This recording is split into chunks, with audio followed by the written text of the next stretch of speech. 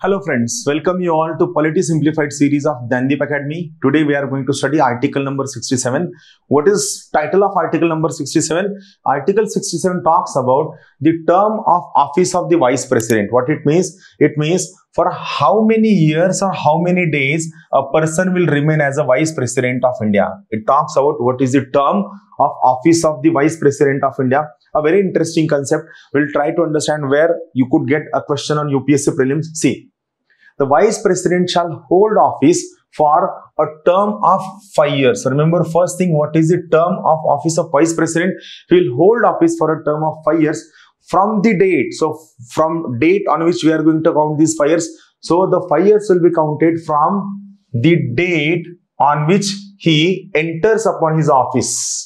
So the date on which that person takes oath as a Vice President of India, the date on which he enters upon the office, basically the date on which he takes oath as Vice President of India is considered as the date on which he enters upon his office. So this shall be the date from which we are going to count the time of 5 years. Provided that a Vice President may, by writing under his hand, address to the President, resigns his office. So second point, we are getting to know Vice President gives his resignation to the President of India. Before moving forward, I want to give you two important things or hints. See, President gives his resignation to Vice President of India. Vice President of India gives his resignation to President of India. Remember these two things: President giving resignation to Vice President, Vice President giving his resignation to President of India before completion of their term. So this is first thing about term of Vice President of India. What second point says, very interesting. A Vice President may be removed. So there is a provision for removal of the Vice President of India. A Vice President may be removed from his office by a resolution. So you need a resolution for removal of Vice President of India. Vice President of India can be removed by a resolution of the Council of States. This is interesting. Vice President can be removed by a resolution of Council of State. Why? Because Vice President is the ex officio chairman of Rajya Sabha. Vice President is the ex officio chairman of Council of State. So for removal of Vice President of India, you need resolution of the Council of State, and this resolution must be passed by. So what kind of majority is required? This resolution must be passed by a majority of which kind of majority? Majority of all the then members of the council. So all the then members, this word is important, all the then members of the Council of State. See, here the majority is not saying that majority of all the members of Council of State. No. For example, I will give you an example. See, let us say our Council of State has total 100 members, right? Our Council of State has total 100 members. So what is majority right here? Here majority is more than half of total members. So when I am saying more than half of total members, so total members is 100. So more than half of 100 will be 50. More than half will be 51. So this will be called as absolute majority, that is more than half of total members. But for Vice President, they are not using word. Now see here very carefully.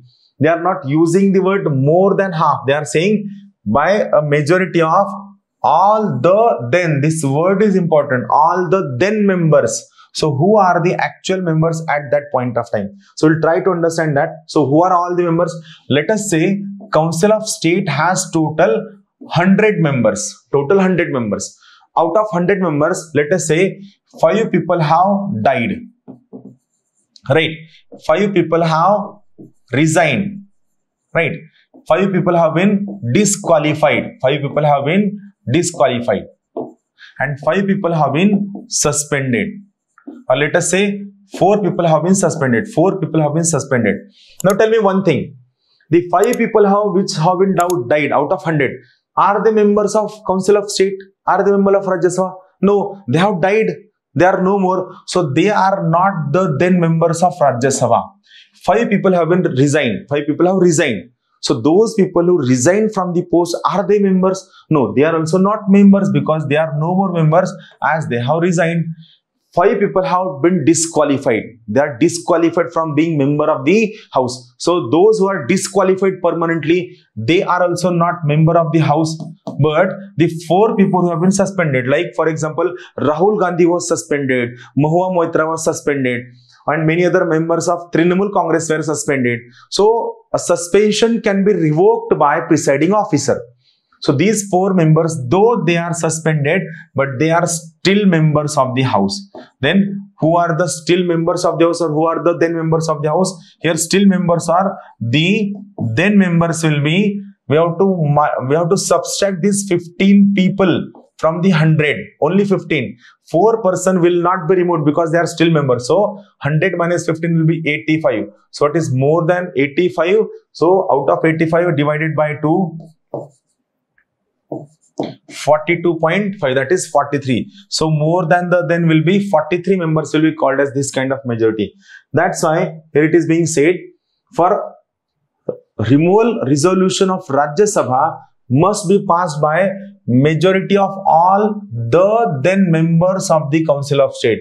By a majority of all the then members of the Council, and this must be agreed to by House of the People. So this resolution of Council of State must be agreed by Council of People, that is Lok Sabha, but no resolution for the purpose of this clause shall be moved unless at least 14 days notice has been given to the intention to move the resolution. So before moving resolution, remember, before moving resolution, you must give 14 days notice to Vice President of India saying that we want to move a resolution for your removal. So here 3 things we are coming across. First thing we are coming across, Vice President can be removed. First thing. Second thing, for removal of Vice President, you need a resolution of Rajya Sabha. That is, you need resolution of Council of State. Third thing, this resolution must be passed by majority of all the then members of the Council of State. And this removal resolution must be agreed by Lok Sabha. And once it is agreed, then the Vice President stands removed. But one important point is there which talks about principles of natural justice. There is one important point in principles of natural justice. Principles of natural justice talks about that every person should have right to be heard. Every person must be heard. Every person have a right for representation. So that's why a 14 days notice must be given to Vice President, not after resolution. 14 days notice must be given to Vice President of India before moving the resolution, and then you can move resolution. A Vice President shall, notwithstanding the expiration of his term, continue to hold office until his successor enters upon his office. So very simple point, it says a Vice President will not vacate the office at the end of his term of 5 years. First thing, you have to take election for the office of Vice President before the expiration of the term of 5 years. Second thing, Vice President will vacate his office only on the day on which his successor, that is new Vice President, enters upon the office. Then and then only Vice President will vacate his office. So all these small points are there which you should keep in mind, because all these points are basic for your understanding. Thank you very much. Have a good day.